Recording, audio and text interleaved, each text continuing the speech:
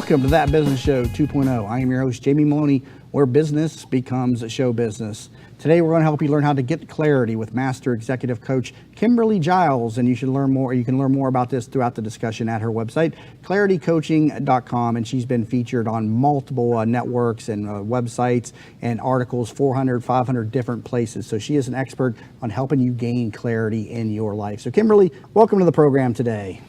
Thanks, Jamie. So first off, tell us what it means to first just gain clarity. Well, we define clarity as being able to see yourself and your value and other people and situations in your life accurately. Now, accurately to us means not with the fog of fear in the way. We feel like most of us are functioning a lot of the time from a place of fear that we're not good enough, or fear of loss, that our life won't be what we want it to be. And when we're in that state, we tend to not see things accurately. We tend to see other people as better than us or worse than us. We add drama to situations that isn't necessary. So we kind of define clarity as a state out of fear. You know, I suffer from the brain fog. That's the forgetfulness, or I can't believe I forgot about that. And for me, I think it comes from stress. But I definitely have noticed, I'm 39 now, over the last 10 years, I don't seem as mentally focused as what I used to be. I'm forgetting things. I don't know if it's a natural part of aging. Part of me thinks I might be getting Alzheimer's disease. I don't know. So how can I combat this? What do I need to know? Well, first, I want you to recognize what stress really is, Jamie. Stress is fear. So what are you afraid of when you're stressed? I'm always afraid of, not performing to other people's expectations in business. I actually probably care more about what other people think of me than I should versus even my own, personal, family sphere. I'm more worried about what my business, is doing versus what, my personal life is doing. Well, you're not alone on that. We found that almost every person on the entire planet does battle every day with some fear of not being good enough. And we call that the fear of failure. And really, that's what drives the stress. And, when you're in a stress state, your focus is on you. You're worried about whether you're going to be good enough, whether people will like you, whether you'll be successful. And it is really kind of a selfish space to function from. Fear and stress. And in that state, you're not really thinking about what other people need as much as you're thinking about how you're showing up and what are they going to think of me. So it's not the most healthy or enjoyable state to live in, being afraid that we're not good enough all the time. And so what, should we just focus on being average then and start trying to, instead of excelling? Because, I'm getting to the point sometimes where I'm just like, F it, I'm burnt out. I'm not going to do it anymore. I'd rather just, put it to the side and forget about it altogether. And I think that's what happens with a lot of people that have that top producer mentality. They burn themselves out and then they just lose.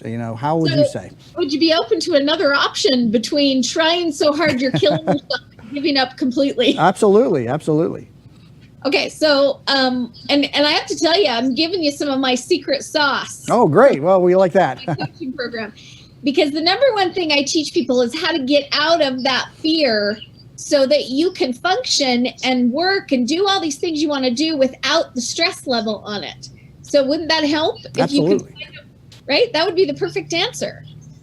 So actually, you got to understand where your fear of failure actually comes from. And it comes from a very fundamental belief that you have that you're not even aware of because it's subconscious. Okay. Is this the childhood issues again that we may be repressing? No? Kind of, yeah. We all picked this one up in childhood, though. Everybody on the planet believes this, even though it's not a fact. It's just an idea. And what it is we believe that our value as a human being can go up and down. Now, what that means is if I could just lose weight or make some more money or be a little better or get a boyfriend or whatever it is, my value would go up because of those things, and then I could finally feel good. But if you believe that your value can go up, you also believe it can go down. Right. And that means if you can't lose the baby weight, if you get laid off, no one will date you, but you feel like you have less value than other human beings. You feel like other people are better than you. And as long as you believe that your value can change and go up and down, you are always going to be afraid you're not enough. Because no matter how much you do, you're going to find people out there who are still ahead of you.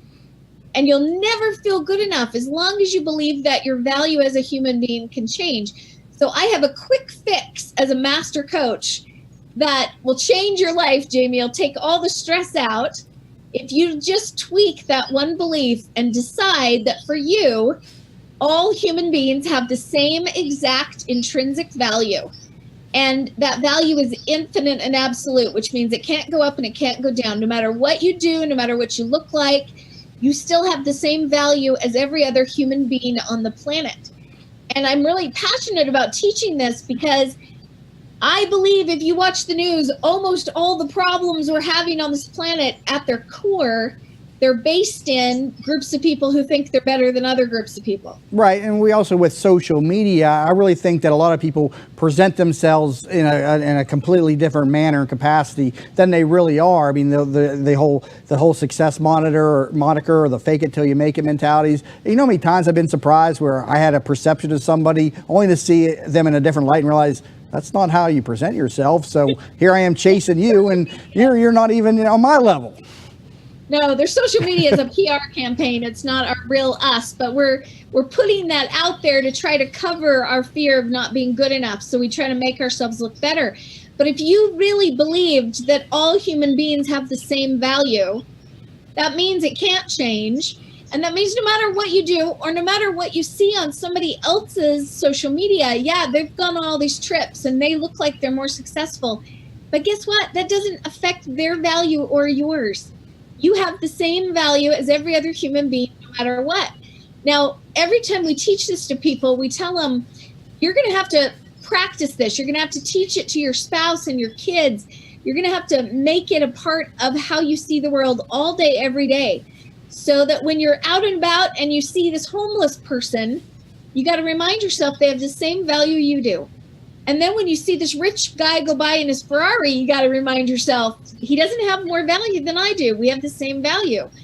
And I teach this to my kids. So when they win the soccer game and they come off the field bragging about how we killed those guys, we're better, I have to say, you know what, you won, but that doesn't make you better. But that's our culture, to be the best, always be better than best. And, you know, I'll be honest, it's definitely draining because I'm out there competing. I've been a top producing real estate agent in my market. I've been doing this podcast, a radio show for the last 4 years. I'm constantly go. But it's sometimes I just want to go just hang it all up and go sit on a beach and just leave me alone.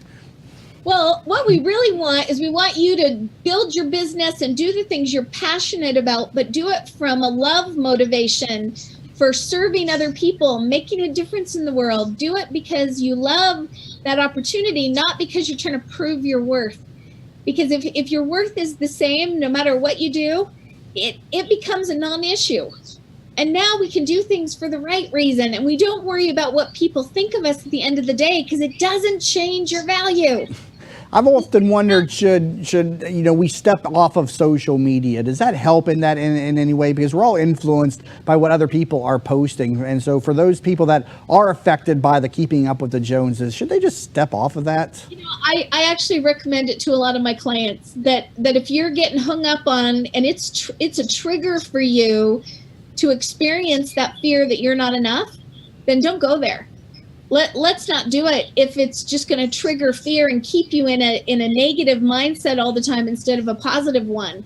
Definitely drop it. We want you doing things that make you feel good about your work.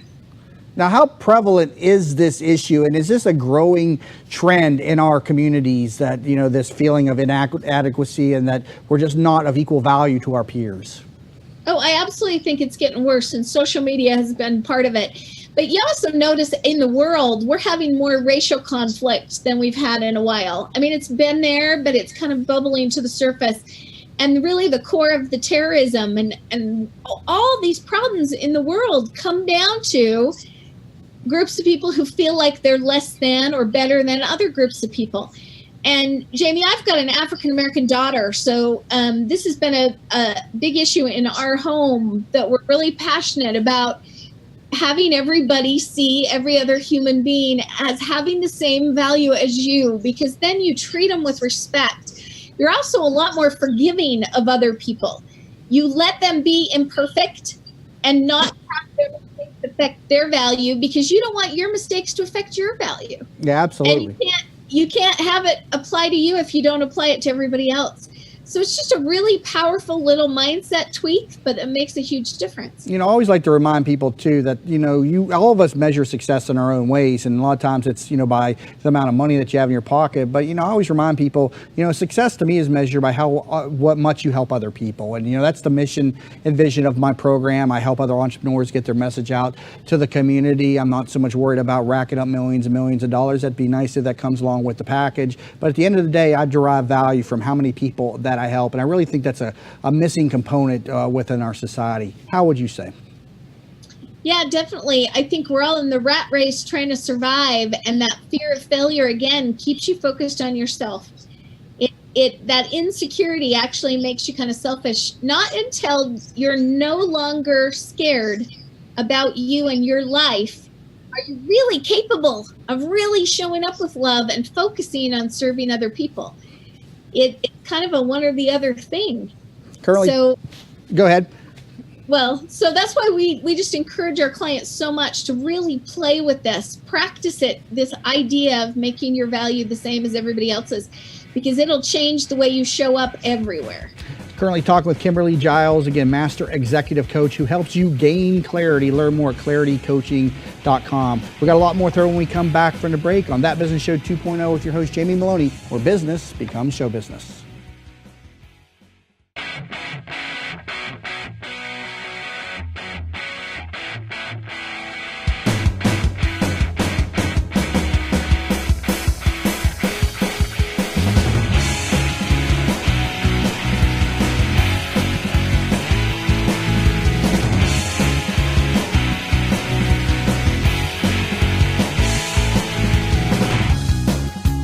And welcome back to That Business Show 2.0 with your host, Jamie Maloney, where business becomes a show business.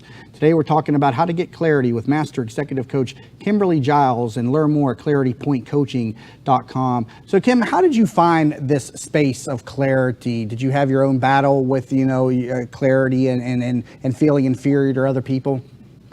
Oh, yeah, I've battled that my whole life. But, John, or Jamie, I started this business 15 years ago when I found myself a single mother of 4 with really no education and no way to support myself. And so as we talk about business, I was scrambling to figure out how I could use the talents that I did have to support my family. And the one thing I was kind of good at was public speaking. And so I got involved with a company that did sales training and sales coaching, and I learned what they do, and I had a great time on the stage. But they had an opportunity to become a life coach. And so I went through their certification program, and I really fell in love with the working with people one-on-one. And I found that all of my life struggles that I had been through, and I had been through a lot of them, they had taught me some things about how to stay in a really positive mindset. And I think maybe my talent is really making things very simple. So I started figuring out very simple formulas or steps that people could go through, steps that would help you every time you have a difficult conversation. Just follow these 3 steps and you can have any conversation and have it go well. And I created all this content, and I found after a while that the stuff I'd created was a lot more powerful than the stuff this company was providing me. So I started my own company, and I now have 70 certified coaches. Some of them are therapists and social workers who are using my program with their clients, are certified in it. And we're really kind of disrupting the industry of mental health coaching and counseling right now, because we've got these processes that are just so simple that they're really usable, and they can help anybody to be their best and to get out of the negativity and depression and anxiety and feel more confident and calm and good about yourself every day. And it's been kind of amazing because this company's growing like crazy, and here I've got no education and I made it all up out of thin air, but it really, really works. Well, you've definitely made a name for yourself. I mean, you've been 400 articles published, newspapers, 200 plus television and radio programming, including Good Morning America. How do you get on all these different programs? And because I talk about that along the program, if nothing else, just try to get on podcasts. But you're out there getting in, newspaper articles, Good Morning America. How are you obtaining that kind of reach? You know what? I really found it goes to the people who ask for it. If you sit around and wait for those opportunities to come to you, they're not going to come. They go to the people who are out there asking and asking, asking. And I have to tell you, I write a syndicated advice column now. And when I first got this idea that I wanted to give relationship advice, I kept asking and asking different media outlets if they would let me do this. And I got turned down a whole lot of times before I found one that said yes, they'd let me give it a try. And it really started working and more people were interested in it, but I had to really go out and get it. And I've had to do that with everything. And I think a lot of us sit back and go, how did they get offered that? But we don't go and ask. Did you do any type of central, advertising, like hiring a PR firm to go out and locate these, or did you just do it by finding the producer of this show, the producer of that magazine, or how did you do it? Yeah, I literally, I didn't have the money up front to hire these PR firms that'll do that for you. So I just hit the phones. And I have found that a lot of media outlets and people with a show like yours, they're constantly looking for good content. That's true. That's very true. You have to come up with stuff constantly. And if you've got some great ideas and you think you could do a short segment on a great idea, chances are they'll let you do it. Yeah, absolutely. I'm constantly looking for content on the program. I do, 10 different programs a week, actually 9. One of them is my real estate show that I do. But yeah, you're right. It's just a matter of, and I have to go out and find people sometimes because I do so many shows. But when people come to me, I rarely turn them down. As long as you have a story, I'm happy to share it with my audience. Like I said, I'm all about helping people. I wish more people were like that. So maybe one of the things we could talk for a minute about is content marketing. I think that's in the end what I've become a real professional at. I've built my entire business doing content marketing. And on my website, claritypointcoaching.com, there's a resources section and there's resources for coaches. Now, this could apply to anybody with any business because I've got all kinds of articles in there about how to do content marketing. And the trick is never do anything, never put out a single article that doesn't have a lead generation aspect built into it. So the way I've done it for 7 years, every column I write says, hey, I've got a great free worksheet on my website about this that you ought to go get. And if you go to my website to get one of those, you'll find that a little form pops up and makes you give me your contact information. Right. Before you get this free thing. And I literally have built an entire business for the last 15 years doing this content marketing. Now, part of the magic is your content's got to be really good. So maybe you need to do some work to get your writing up to speed or your videos or whatever, but if you've got really great content and you're giving away great free stuff, people will go for it every time. And you won't believe how fast you can build a list and a following. And then you've got an opportunity to start building a relationship with those people. And I always say you're kind of dating. So that first article they read of yours was like a first impression, but now you got to court them a little bit. You got to continue to send them great stuff.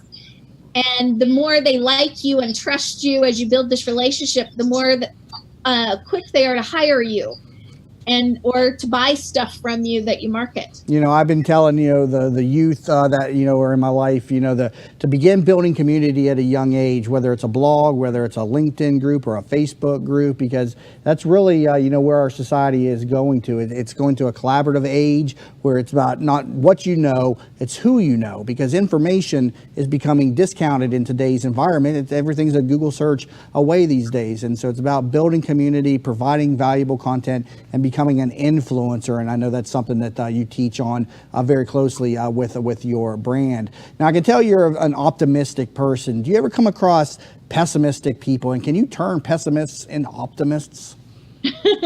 Absolutely. You know what? Pessimists, more than anything, they've just got a negative fear-based mindset. And so they see the worst instead of the best.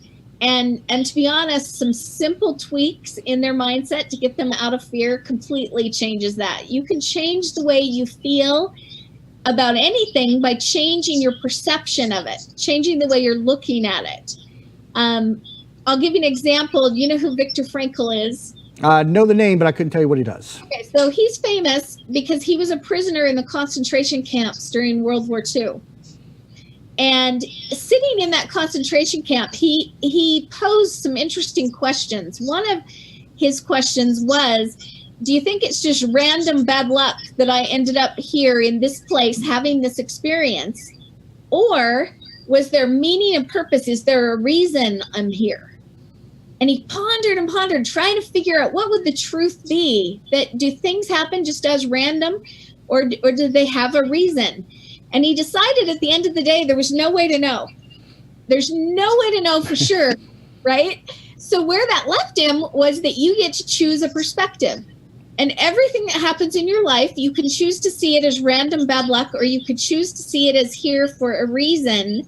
And that reason is actually to serve you, to help make you better or stronger, or, to give you some growth. And it's one of the amazing mindset shifts we teach our clients is if you choose to see everything that happens to you as here to serve you in some way, that the universe is literally conspiring to grow you and serve you and bless you all the time. If you choose that perspective, it truly changes how you feel about every situation. Now, go ahead. I'm sorry. Something you might have to play with. You might have to play with to get used to. Is clarity something that affects people of all ages? Because I'll be honest with you, I don't remember being as, fog-brained as I am today when I was in my 20s. But do you work with people from all generations in your practice? We do. We have coaches that work with at-risk teens to retired people, to couples, everybody in between, because the principles that create help the same for everybody. We got a couple of minutes left. What would you like to leave our audience with in terms of advice or recommendations to help them gain clarity? Okay, so there's two things that we encourage our clients to practice every day if you want to have less fear and more confidence. One, believing that your value can't change, that it's the same all the time, can't go up, can't go down, all people have the same value. And number two, that everything that happens to you is happening for a reason to serve you and bless you. That you literally can trust the journey of life, that it's always working in your favor, even when it doesn't look like it. And you work on those two things, you'll find less fear and more peace every single day. Well, good advice, and again, helping me to gain some clarity for myself. So Kimberly Giles, Master Executive Coach, learn more, claritypointcoaching.com. Thank you so much for being with me on the program today. Good discussion. Thanks, Jamie. Happy to be here. Absolutely. Okay. Again, claritypointcoaching.com for more information. Learn more about us at thatbusinessnetwork.com, and please connect with us all across social media, facebook.com/thatbusinessshow. Also, you find us on Twitter at thatbizshow. And if you'd like to share your story with us, tbsinterview.com for more information. Catch new episodes again each weekday morning, 9 a.m. And you've been listening to That Business Show 2.0. I'm your host, Jamie Maloney, where business becomes show business.